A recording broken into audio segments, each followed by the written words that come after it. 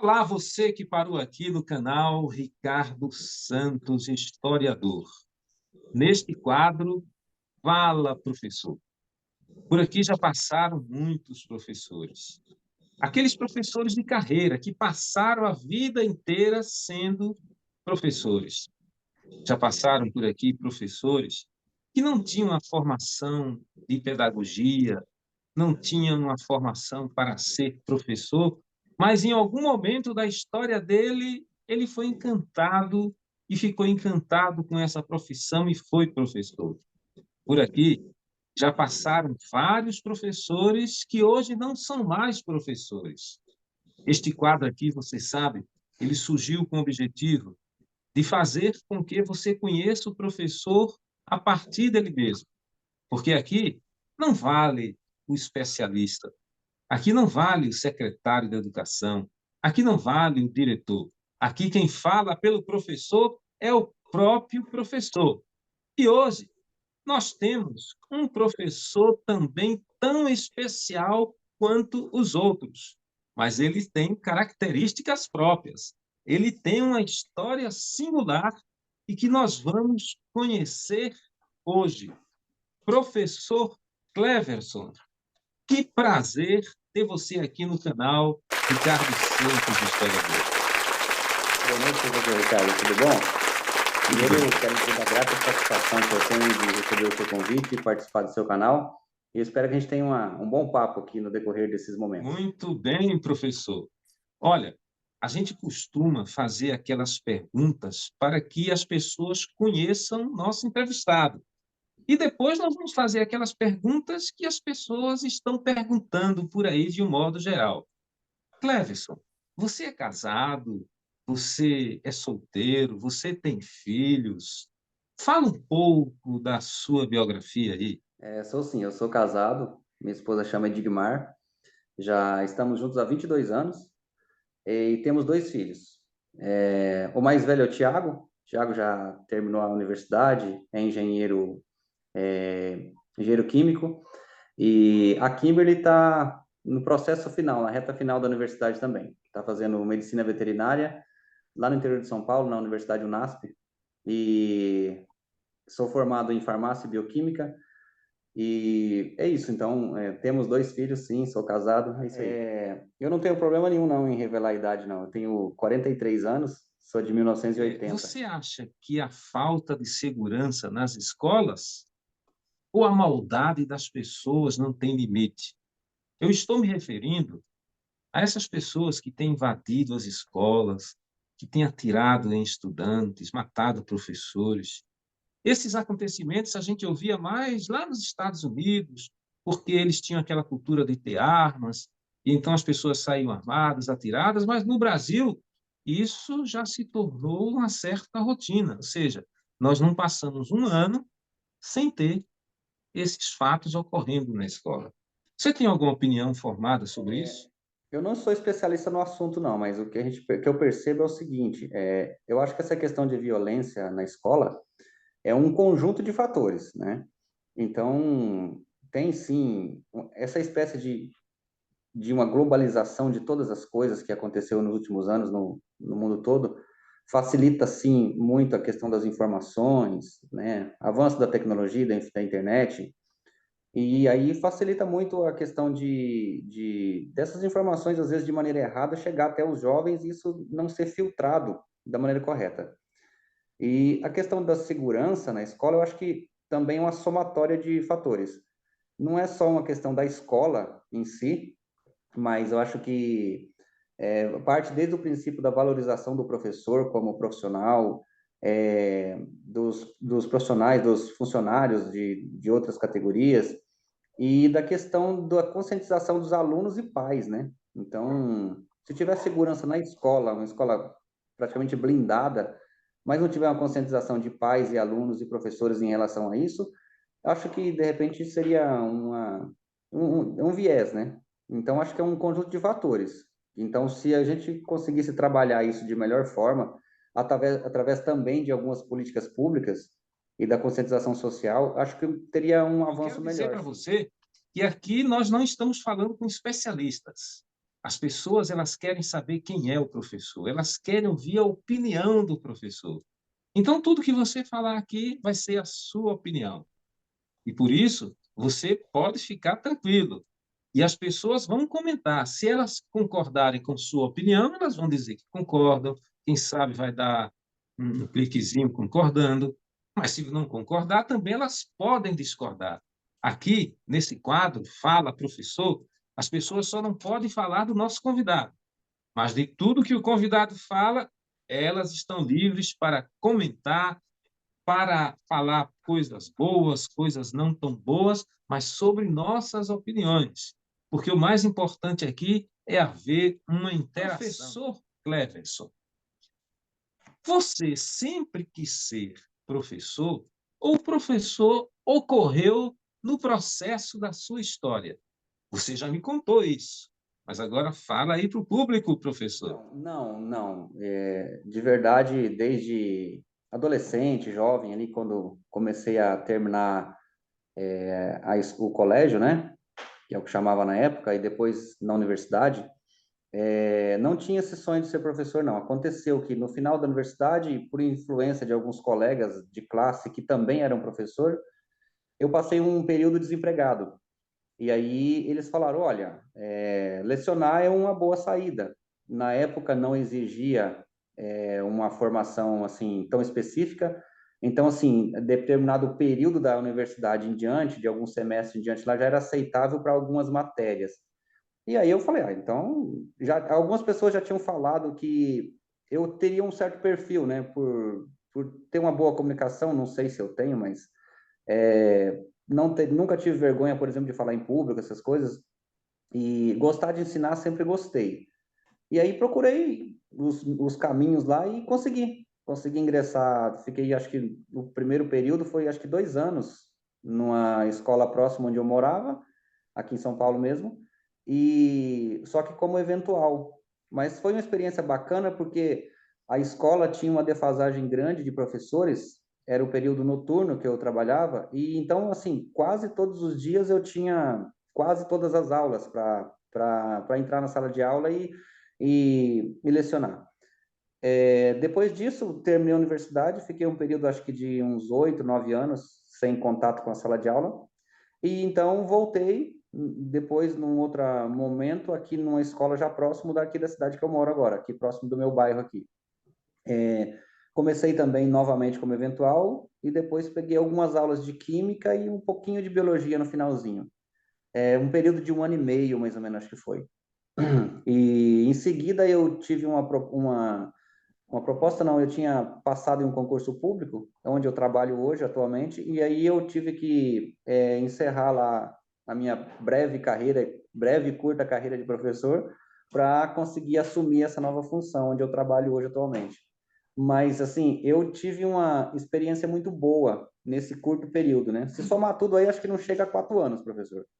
Mas eu tive uma experiência boa porque eu tive contato com muitos bons mestres e bons profissionais que me ajudaram bastante, principalmente no começo, porque você entrar numa sala de aula e começar a lecionar sem ter nenhuma experiência, sem ninguém te ensinar nada, e a faixa etária que eu sempre trabalhei foi o período noturno, que é ali adolescentes para jovem, né? Final da adolescência para jovem. Então tinha alunos de 14, 15, 16 anos, até pais de família de 30, 40 anos. Então, era uma diversidade grande, às vezes, dentro de algumas salas de aula. E conseguir aí transitar e, e começar a fazer um trabalho com isso não foi tão fácil. Mas eu tive muitas pessoas que me ajudaram bastante nesse caminho e hoje eu sinto falta. E até brinco, às vezes, com alguns colegas e em casa mesmo, que a impressão que dá é que uma vez professor, sempre professor, né? E às vezes eu encontro aqui no meu bairro mesmo, pessoas no comércio, funcionários do comércio trabalhando, pessoas na rua, que às vezes me cumprimentam e falam bom dia, boa tarde, professor. Nem lembram o meu nome, mas me reconhecem como professor. Isso é gratificante, né? É muito bacana. Uma outra experiência que eu tive recente agora, na verdade ainda eu estou em processo disso, é que onde eu trabalho, eu, eu fui convidado para ser preceptor de de profissionais que fariam residência, né, lá no meu local de trabalho, né? E depois aceitei esse convite, trabalhei por uns 2, 3 anos e foi me oferecida a oportunidade de fazer uma pós-graduação nessa área. E aí fiz essa pós-graduação de 2 anos e hoje eu sou preceptor de referência nesse local que eu trabalho, né? Então, assim, a gente, dentro do contexto do trabalho, a gente oferece um ensinamento e um apoio para aqueles profissionais já formados e que vêm fazer residência com a gente, né? No período de 2 anos, que é um programa do próprio Ministério da Saúde. Então, não deixa de ser também um ensino, de acabar atuando como professor, mesmo dentro do contexto do que eu trabalho hoje, que é a área da saúde. Professor Cleverson, como é bom a gente ouvir assim uma resposta tão verdadeira, uma resposta assim tão de uma forma tão natural. E eu fiquei com aquela impressão de que você estava conversando com o público, conversando comigo. E isso é muito importante. E você que está nos ouvindo, opina aí. O que é que você acha desse bate-papo aqui, principalmente dessa experiência do professor Cleverson? Mas vamos continuar aqui, professor. Agora eu vou falar de uma área que você conhece melhor do que eu e conhece melhor do que muita gente, professor. Nós passamos pela experiência da pandemia e isso atingiu o Brasil e o mundo inteiro. Eu gostaria que você me falasse qual foi a sua experiência com a pandemia e, se for possível, alguma coisa que ela deixou de positivo ou negativo. Olha, professor, a sua pergunta ela é muito pertinente, principalmente nesse momento que nós estamos passando. Enquanto profissional de saúde, eu às vezes fico até receoso de comentar sobre isso em alguns locais ou com algumas pessoas, porque a maneira como estamos vivendo o nosso país nesses últimos anos, qualquer coisa que se comente em relação a alguns assuntos que podem ser um pouco polêmicos ou um pouco assim delicados, dá a impressão de que a gente está tomando partido de algum lado, porque a coisa hoje em dia ficou tão polarizada que você não consegue mais ter uma conversa franca com algumas pessoas sem levar para o viés político. Mas, assim, a pandemia, eu acho que falar que foi um malefício não só para o país, mas para o mundo, acaba sendo que redundante, né? É meio que chover no molhado. Mas, fora a questão de todas aquelas atrocidades, aquelas coisas que a gente viveu, né? Muitas pessoas, muitos de nós perdemos pessoas queridas próximos de nós. Enquanto profissional de saúde, a gente via isso no dia a dia, colegas de profissão, colegas de trabalho lá perdendo seus parentes, amigos. Eu, graças a Deus, na minha família e nem na família da minha esposa, nós não tivemos nenhuma perca em relação a isso, a essa doença, mas a gente vivenciou muito de colegas, de pessoas da mesma fé que nós, tendo que passar por essa situação, né, de perder amigos, parentes, enfim, pessoas queridas. A parte negativa, acho que todo mundo já sabe que é isso, a questão de algum despreparo ainda que a gente tem em vários setores do nosso país, não só no nosso país, mas no mundo todo. Aquilo que a gente não estava preparado para que acontecesse, e acontecemos, mas eu acho que teve sim alguns pontos positivos. Como já disse, né, enquanto profissional de saúde, eu acho que o nosso SUS, mesmo que defasado em muitas coisas, mesmo que muitas vezes mal gerenciado e mal financiado, ele conseguiu passar por essa situação e passar com louvor, porque se não fosse o nosso sistema de saúde, que é único no mundo, nesse formato, nós teríamos sofrido muito mais, principalmente as populações de baixa renda, que não tinha condição de ter um valor para conseguir suprir as suas necessidades de hospitalares e medicamentos e tantas outras coisas, né? E uma outra situação também que eu percebi é que essa doença, essa pandemia, ela meio que deu uma nivelada na população, né? Que às vezes não adiantava você ter dinheiro ou não ter dinheiro, porque dependia única e exclusivamente de uma vacina para resolver a situação. E como a gente viu hoje, a importância disso, né?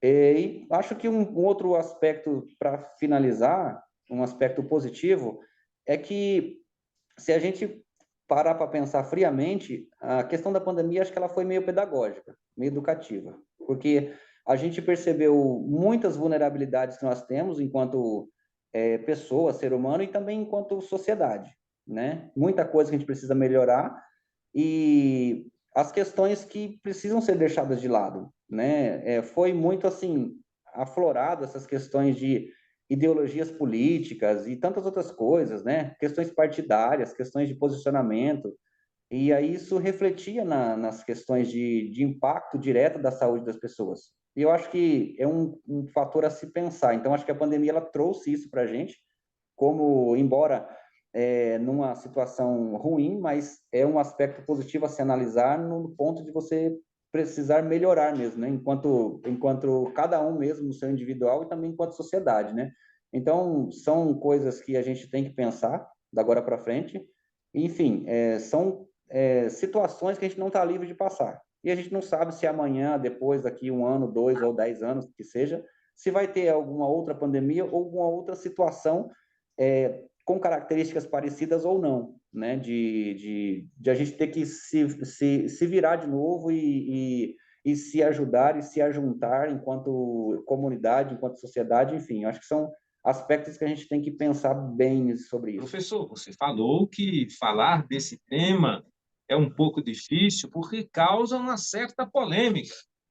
Então, vamos falar de um tema que não tem tanta polêmica, ninguém se contradiz muito. Vamos falar sobre política, professor. Professor, me diga uma coisa. Quando eu fiz essa pergunta, alguns se esquivaram, foram para a direita, para a esquerda, outros foram e disseram assim, foram diretos. E você? Você votou em quem? Em Lula ou em Bolsonaro? Ai, ai. Professor, olha, eu não me sinto desconfortável em responder esse tipo de coisa, porque sou muito tranquilo na minha opinião e na minha convicção. Eu não votei em nenhum dos dois, nenhum dos dois. Eu tenho mais de 20 anos que eu não voto em ninguém. Não, minto. A última vez que eu votei, na última eleição que eu votei em um candidato para deputado estadual. E aí não votei mais ninguém para outros cargos. E na última eleição mantive a minha posição. Campanhas políticas de acusações dos dois lados. Acusações e apontamento de erros e tanta coisa. Não tinha proposta de progresso, de oferecer algo diferente do que estava sendo feito. De nenhum lado e nem do outro. Isso na minha humilde opinião. Não recomendo para quem estiver assistindo ou for assistir essa entrevista que siga esse caminho, porque a gente sabe que o voto ele é uma arma muito efetiva e assim poderosa na mão do eleitor para que ele mude realmente o cenário. Mas é apenas uma questão pessoal mesmo. Então, assim, só para responder a sua pergunta, não votei em nenhum dos dois e não tinha também naquele momento nessa última eleição nacional, eu não tinha nenhuma terceira opção também, entendeu? Mas por uma questão de ideologia mesmo, entendeu? A última vez que eu votei foi deixa eu ver, acho que há 4, quase 5 anos atrás, né? E votei em um candidato a deputado que fiquei sabendo da história e entendi que seria uma boa opção. Mas aí também, nessa última eleição, não votei em ninguém. Muito bem, professor. O importante aqui é a sua opinião. E é importante que as pessoas saibam como são os professores, o que eles fazem, o que eles pensam. Porque as pessoas só conhecem professores, a profissão, mas ninguém conhece de fato o professor. E aqui nós estamos vendo um professor real, alguém que passou pela experiência do professor. Houve professores aqui também que não recomendaram sua própria experiência para determinadas situações da vida. E cada um está aqui sendo sincero. E isso é que é importante. Essa entrevista, os professores têm dado um show de sinceridade. Eles não estão procurando, e isso inclui você, serem simpáticos com o público. Eles apenas, e você também, está respondendo às perguntas, para que eles saibam quem são os professores. Muito obrigado por essa postura, professor. E eu espero que o público também esteja apreciando isso. Um professor que é farmacêutico, que tem uma função de preceptor aí, é muito ocupado. Como é que você se diverte? O que é que você faz no seu dia de folga, quando você diz, hoje é meu hobby? É você quem se diverte? É você com sua esposa? É você com sua filha? Fala um pouco como é essa vida particular aí. Eu digo que eu tenho dois hobbies. Eu gosto de fazer coisas em casa, fazer coisas em casa, assim, trabalhos manuais em casa. Então, eu tenho uma pequena oficina montada aqui nos fundos de casa, com algumas ferramentas que eu mesmo fui comprando, outras eu fui adaptando. Então, gosto de vez em quando, inventar alguma coisa. Faço uma mesa, faço uma cadeira, conserto alguma coisa, essas coisas. E um outro hobby que eu tenho, eu pertenço à Igreja Adventista do Sétimo Dia, e na organização da igreja existe um departamento que nós chamamos de desbravadores. E eu sou líder de desbravador. Então, assim, eu gosto muito de trabalhar nesse departamento com as crianças, e principalmente quando é mais a parte prática, de acampamento, de trilha, de caminhada, de eventos ao ar livre, no meio da natureza. Então, esse é um dos meus hobbies também. E o meu final de semana acaba sendo ocupado bastante com isso, porque eu faço parte da diretoria do que a gente chama de clube de desbravadores, que cada igreja tem. E aí a gente acaba tendo bastante atividade, né? Reuniões e planejamento, então o meu tempo é bastante envolvido com isso. E o que sobra, de vez em quando, uma viagem, um final de semana, uma coisa ou outra, visitar a filha na universidade, lá no interior, eu gosto de ir lá, porque é diferente, as coisas são mais tranquilas, é mais espaçoso, é mais arborizado, é mais, né, divertido, então gosto muito de ir lá na universidade, o campus é bem bonito, bem arborizado, bem fresco, ar puro. É mais ou menos esse meu hobby. Não tem um hobby específico assim, gosto de praticar esporte, mas não é todo dia que faço, não é toda vez. Então, é mais ou menos isso mesmo. Olha, quando você falou desses hobbies aí, me veio à mente aquela conclusão óbvia. Para a gente descansar, para a gente se divertir, basta fazer com prazer alguma coisa. Não é É nem verdade. tanto o trabalho, mas é o prazer de a gente fazer determinadas coisas. Porque ser líder de um clube de juvenis não deve ser fácil. E eu imagino que fazer tudo isso com prazer, você chama isso de hobby, você chama isso de ser um momento de prazer. Então, está aqui essa experiência compartilhada com o nosso público. Mas vamos avançar aqui com nossas perguntas, professor. Você acha que a educação brasileira está no caminho certo? Acho bem complicado responder isso, viu? Porque eu acho que estamos caminhando, mesmo que a passos bem lentos, mas estamos caminhando. Mas é bem preocupante a situação da educação brasileira, né? E eu falo isso não por experiência própria, por conhecimento de causa, mas baseado em alguns dados que a gente observa, que sai na mídia de vez em quando, alguma coisa que você lê, né? E como já falei no início, eu já estou aí há pelo menos 10 anos fora da sala de aula, então não tem essa vivência ainda para dizer com propriedade. Mas, por exemplo, alguns índices que a gente ouve e que sai, né, nas redes sociais, na mídia, a impressão que dá é que nós estamos ainda além do ideal de muitos países, às vezes, em menor desenvolvimento que o nosso, né? E acho que mesmo, talvez, caminhando a passos lentos, mas a gente precisaria melhorar algumas coisas, como parece redundante falar isso, mas acho que parte também de começar a valorização do professor, né? Por melhores condições de trabalho, melhores salários, né?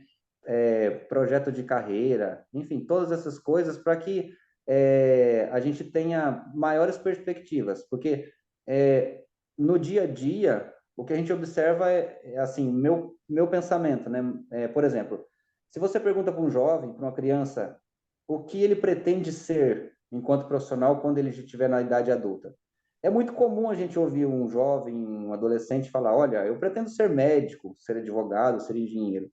E dificilmente você vê, não digo que não tem, mas dificilmente você vê essa classe de pessoas, né, jovens, adolescentes, falando: olha, eu pretendo ser professor, meu sonho é estar dentro de uma sala de aula e lecionar, ensinar e passar meu conhecimento. Talvez por essa questão de não ter um incentivo e uma valorização, né? E o que envolve também a questão da segurança dentro da sala de aula e fora dela, ou seja, fomos perdendo isso com o tempo, né? Na minha época de juvenil mesmo, o professor sempre foi uma referência, né? Existia um respeito muito grande pela figura do professor. Se você tivesse algum problema de comportamento, de educação, assim, dentro da escola, e o professor conversasse com seus pais, aquilo ali era nossa, era né, praticamente um decreto. Hoje em dia, a gente percebe que muitos desses valores foram se perdendo, né? Então, acho que mesmo a gente tentando caminhar a passos lentos na questão da progressão da educação, mas ainda estamos muito distante do ideal. E é complicado falar hoje se a gente vai chegar a um momento que fala, olha, não é o ideal, mas talvez é o que a gente esperava. Ainda eu acho que estamos bem distantes. A sua resposta foi em consonância com a pergunta. E eu espero que o nosso público também dê a sua opinião. Professor, você acredita que há racismo no Brasil? Eu acho que ainda há, sim.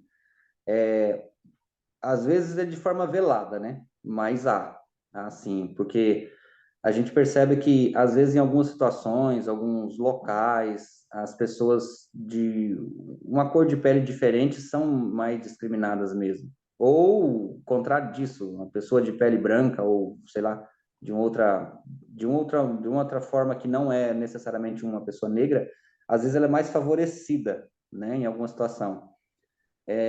Então, eu penso que ainda há, assim, nós precisamos melhorar, sim, nesse ponto, bastante ainda, e não sei dizer qual seria o ideal para isso, se seria políticas públicas, se seria o que seria, mas penso que a gente tem que melhorar, porque nós temos uma dívida muito grande, né, com, com, com essa etnia, né, assim, em se tratando de país mesmo, né, desde a nossa descoberta, enfim, desde os nossos primórdios aí. Agora, voltando um pouco ao tema da política, você falou que não votou para nenhum candidato a presidente e anteriormente votou em um deputado.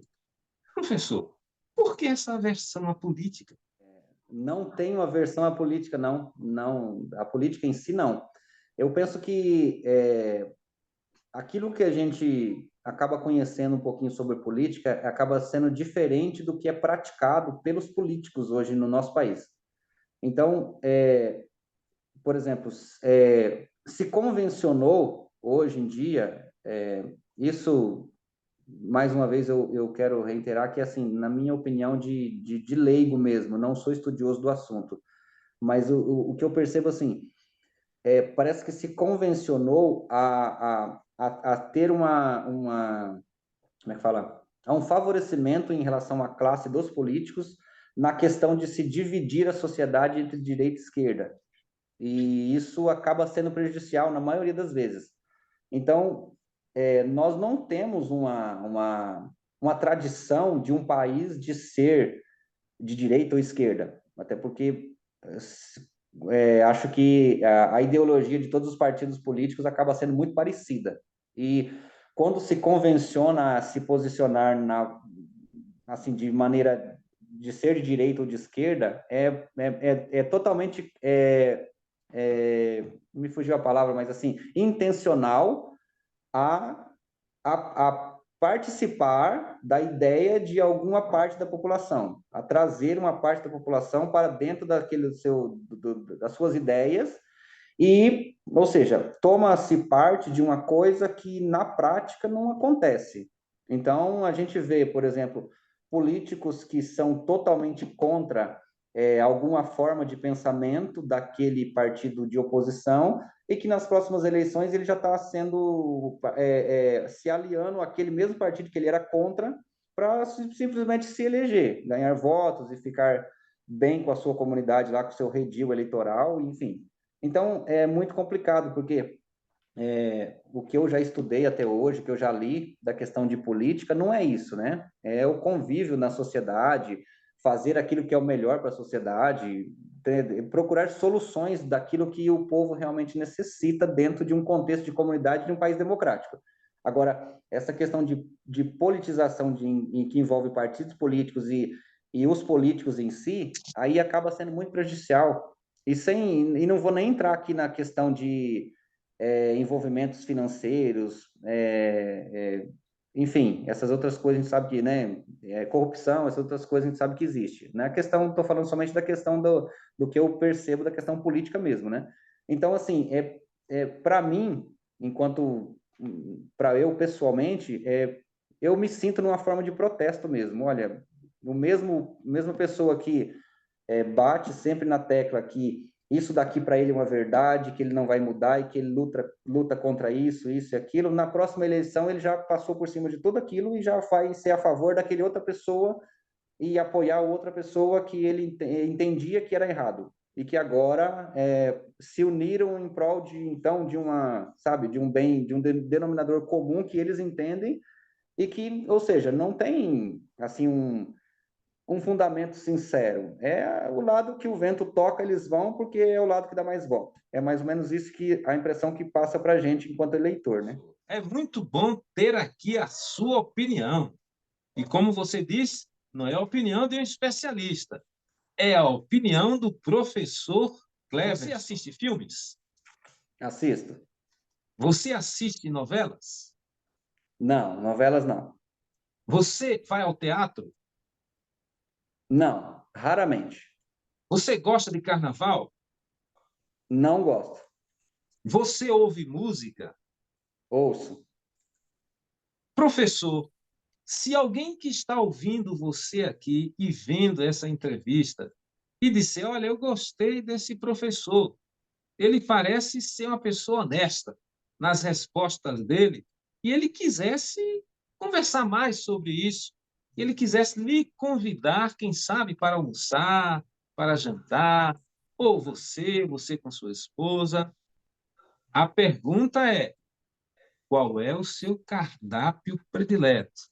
Qual é a comida que você gosta, professor? Rapaz, olha, por ter uma criação e uma descendência assim de família simples do interior, eu gosto de comida caseira, comida caseira.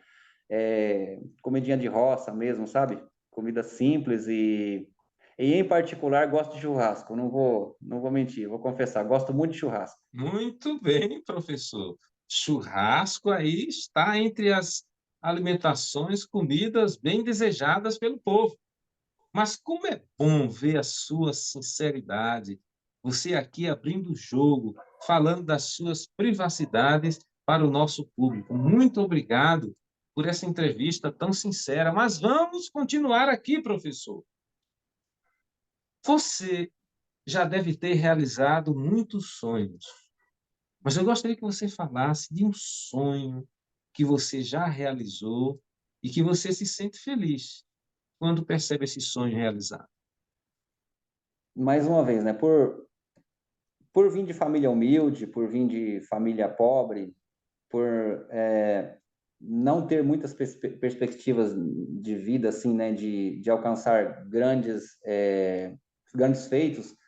Eu acho que o primeiro grande sonho que eu consegui realizar, e não só para mim, mas para os meus pais, principalmente, e para minha família, foi conseguir concluir a universidade.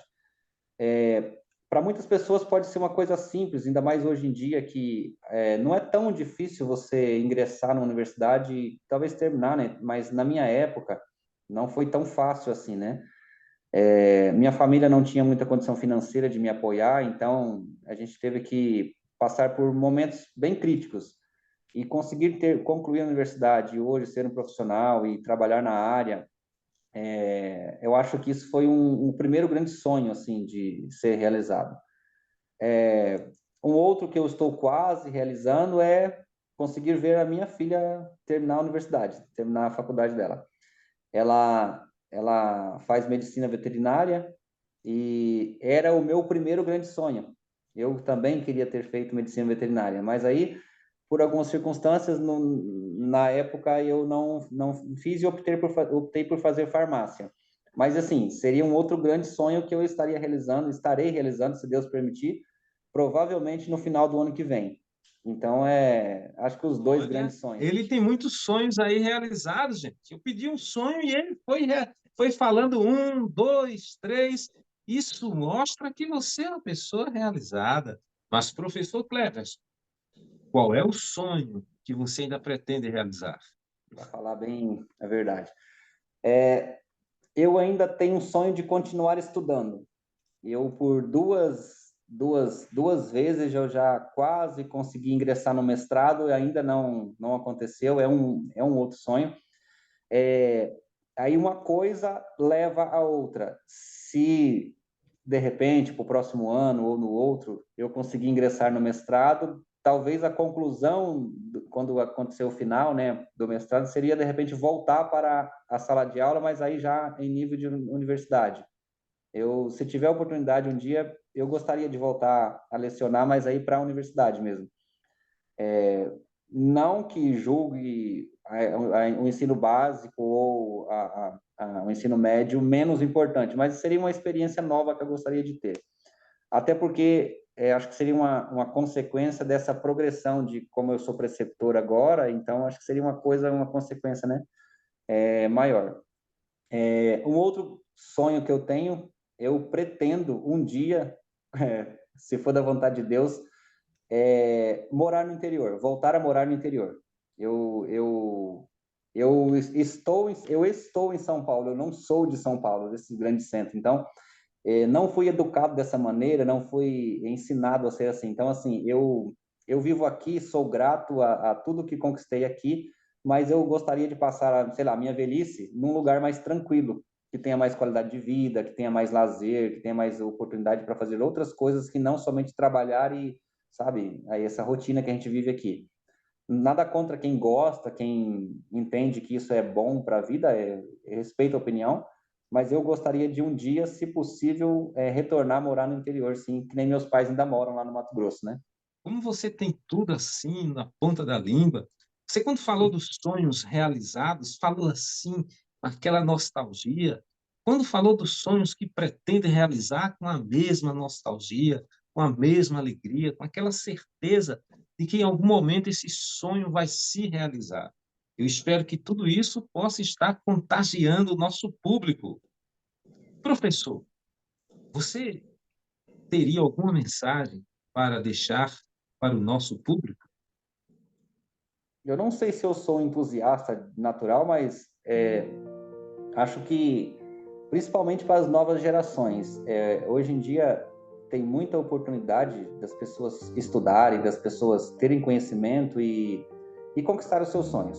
Então, eu acho que o principal seria acreditar nele mesmo e não desistir de seus sonhos de jeito nenhum. Parece clichê, mas na prática é bem isso. E mesmo com as dificuldades, a gente precisa acreditar na gente mesmo, né?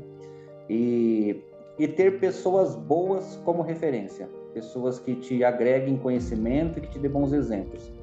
E eu fico muito tranquilo em falar o que eu vou falar agora, que, por exemplo, eu tenho o senhor, professor, como uma referência boa, porque te conheci há pouco tempo, trabalhamos em algumas coisas junto por pouco tempo e pouco tempo de convívio, mas assim, admiro muito seu conhecimento e a maneira com que o senhor passa essas coisas para o seu público. Então, é uma das pessoas que eu passei a ter como referência, principalmente na minha vida profissional, é o senhor. Então, acho que principalmente as novas gerações, elas precisam ter boas referências, né? Não desistir daquilo que a pessoa sonha em ser ou ter, porque, como dizem, né? Se você trabalha, você faz aquilo que você gosta, então não é um fardo, é um prazer. E ter pessoas boas de referência para que você se inspire. Veja onde que aquelas pessoas acertem para você tentar acertar também. Se caso elas errarem, você aprender com os erros e você aprender principalmente com exemplos, né? Eu acho que a mensagem é mais ou menos essa, de referência mesmo, né? Que mensagem bonita, professor, e muito obrigado pela deferência. Eu espero que o nosso público tenha gostado dessa entrevista. Eu espero que você que está aí vendo essa entrevista, quem sabe na sua casa, quem sabe num espaçozinho no trabalho, naqueles minutos que você está ali na hora do almoço, e se você parou para ouvir e você gostou, não deixa de deixar aí o seu comentário, a sua curtida, porque são essas coisas que alimentam o YouTube e permite que a gente tenha motivação para trazer outros convidados para cá. Muito obrigado, professor, por essa entrevista e obrigado você que nos ouviu, que teve a paciência e que é a razão da gente sempre ter essa entrevista.